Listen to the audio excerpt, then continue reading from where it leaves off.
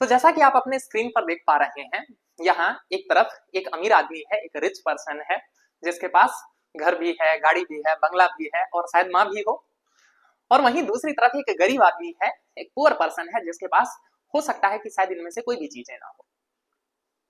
कभी सोचा है कि आखिर एक अमीर आदमी क्या चाहता है, क्या सोचता है, कैसे सोचता है, और एक गरीब आदमी का क्या फोकस एरिया होता है, वो क्या चीजें चाह रहा होता है?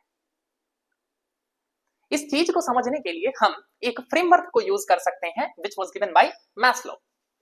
इसको आप एक मैस्लोज हायरार्की ऑफ नीड्स, इनके थ्रू आप समझ सकते हैं कि आपको आपके लाइफ के किस किस स्टेज पर किस तरह की नीड्स की जरूरत होती है, कैसे आपका परसेप्शन टुवर्ड्स लाइफ, कैसे आपकी रिक्वायरमेंट्स, कैसे आपकी नीड्स जो है वो समय के साथ बदलती है। इसको इस हायरार्की, इस पिरामिड के थ्रू समझा जा सकता है।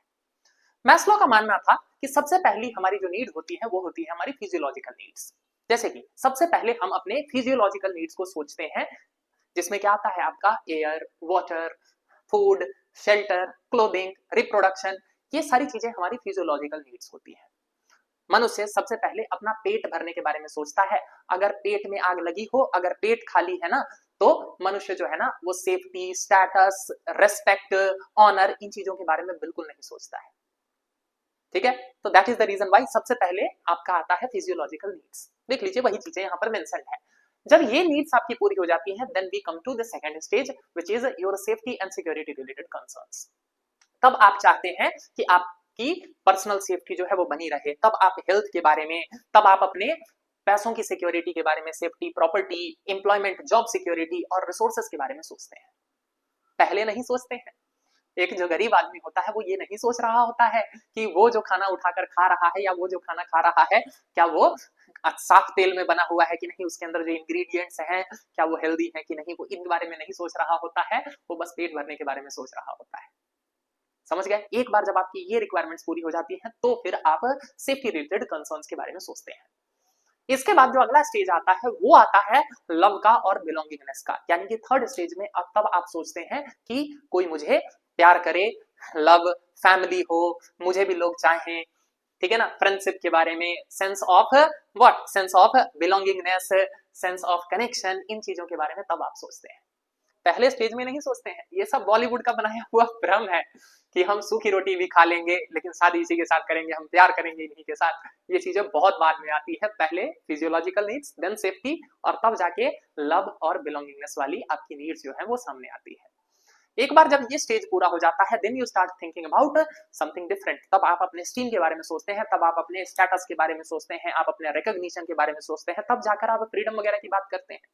कभी देखा है एक गरीब आदमी को फ्रीडम ऑफ स्पीच और एक्सप्रेशन, इन चीजों के बारे में बात करते हुए? नहीं। जब ये जरूरतें पूरी हो जाती है, जिसको सिक्योरिटी से रिलेटेड कंसर्न है, जिसको ये नहीं पता कि वो कल बचेगा कि नहीं बचेगा, वो इन चीजों के बारे में बात नहीं करेगा। तो ये फोर्थ लेवल है। जब आप इस फोर्थ लेवल पर पहुंचते हैं तब जाकर आप स्टेटस, रिकॉग्निशन, फ्रीडम, इन चीजों की बात करते हैं। And then comes the final stage जिसमें आप अपना बेस्ट वर्जन बन जाते हैं, जिसको सेल्फ एक्चुअलाइजेशन कहा जाता है। इसमें आप अपने ट्रू पोटेंशियल को अचीव कर लेते हैं। So this is how our needs changes, this is the hierarchy of need. As an officer आपको इस बारे में पता होना चाहिए कि कैसे अलग अलग स्टेजेस पर आपकी लाइफ से रिलेटेड आपकी नीड्स जो है वो डिफरेंट रहने वाली है। तो आज जब आप पैसे को चेज कर रहे हैं, हो सकता है कि कल जो है वो पैसा आपके लिए इतना इंपॉर्टेंट नहीं हो जाएगा, खासकर तब जब आज हम अपने चारों तरफ देख रहे हैं लगातार लोग केवल पैसों के बारे में ही सोच रहे हैं। आपने अपने आसपास ऐसे लोग जरूर देखे होंगे जो पैसों से ऊपर भी बाकी चीजों को वैल्यू करते हैं, जिनके लिए उनके प्रिंसिपल्स, उनके वैल्यूज जो होते हैं वो बहुत इंपॉर्टेंट होते हैं।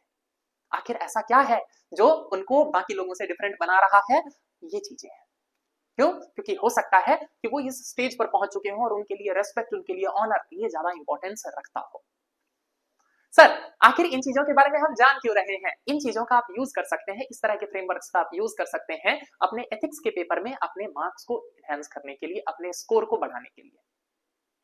आपने बहुत बार लगातार कोशिश की होगी एथिक्स को समझने की, खुद से पढ़ने की, या फिर हो सकता है कि आपने इधर उधर से थोड़ा मोड़ा पढ़ा भी होगा, but you must have felt it very difficult to understand. तो फिर आप आइए हमारे साथ जुड़िए। 19 मई 2026 से हम आईबीई ईटानगर में एक नया बैच शुरू करने जा रहे हैं, एक नया बैच शुरू करने जा रहे हैं एथिक्स के साथ। हम इस बैच में रियल लाइफ एग्जांपल्स के साथ आपको कनेक्ट करके एथिक्स के कॉन्सेप्ट्स को समझाने की कोशिश करेंगे, ताकि आप इनको रियल लाइफ के साथ कनेक्ट करके, एग्जांपल्स के साथ कनेक्ट करके अपने एग्जाम में इसको यूज कर सकें। तो फिर देर किस बात की, मिलिए 19 मई 2026 को। I will be waiting for all of you.